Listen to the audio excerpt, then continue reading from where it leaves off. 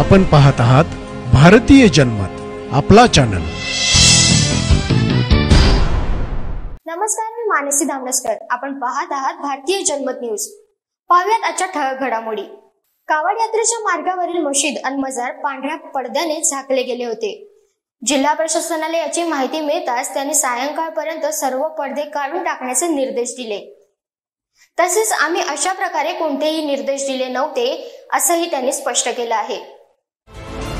कावड यात्रेच्या मार्गावरील 2 मशिदी आणि 1 मजार पांढऱ्या पडद्याने झाकल्याचा प्रकार उघडकीस आला आहे। शुक्रवारी हरिद्वार मध्ये ही घटना घडली। दरम्यान जिल्हा प्रशासनाला याची माहिती मिळताच त्यांनी सायंकाळपर्यंत सर्व पडदे काढून टाकण्याचे निर्देश दिले। तसेच आम्ही अशा प्रकारे कोणतेही निर्देश दिले नव्हते असंही त्यांनी स्पष्ट केलं। द इंडियन एक्सप्रेसने दिलेल्या वृत्तानुसार शुक्रवारी कावड यात्रा हरिद्वार शहराच्या ज्वालापूर भागातून जाणार होती। मात्र त्यापूर्वीच या मार्गावरील 2 मशीद आणि 1 मजार पांढऱ्या पडद्याने झाकण्यात आली। याची माहिती जिल्हा प्रशासनाला मिळताच त्यांनी या ठिकाणी पोहोचत सर्व पडदे काढण्याचे निर्देश दिले। या संदर्भात बोलताना हरिद्वारचे पोलीस अधीक्षक स्वतंत्र कुमार म्हणाले, आम्ही संबंधितांशी बोलून त्यांना मशीद आणि मजार समोरील पडदे काढण्यास सांगितले आहेत। तसेच आम्ही येथील स्थानिकांशी देखील चर्चा केली आहे। या यात्रा मार्गावर बॅरिकेड्स लावण्यात येत होते, त्यावेळी चुकून पडदे लावण्यात आले असावे, यामागे कोणताही चुकीचा हेतू नव्हता। विशेष म्हणजे जिल्हा प्रशासनाने अशा प्रकारचे आदेश दिले नव्हते असं म्हटलं असलं तरी येथील पालकमंत्र्यांनी जिल्हा प्रशासनाच्या विरोधात भूमिका घेतली आहे। कावड यात्रेदरम्यान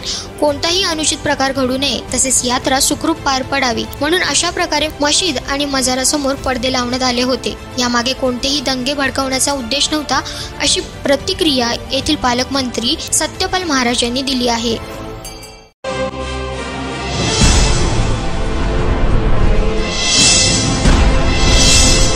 आपण पाहत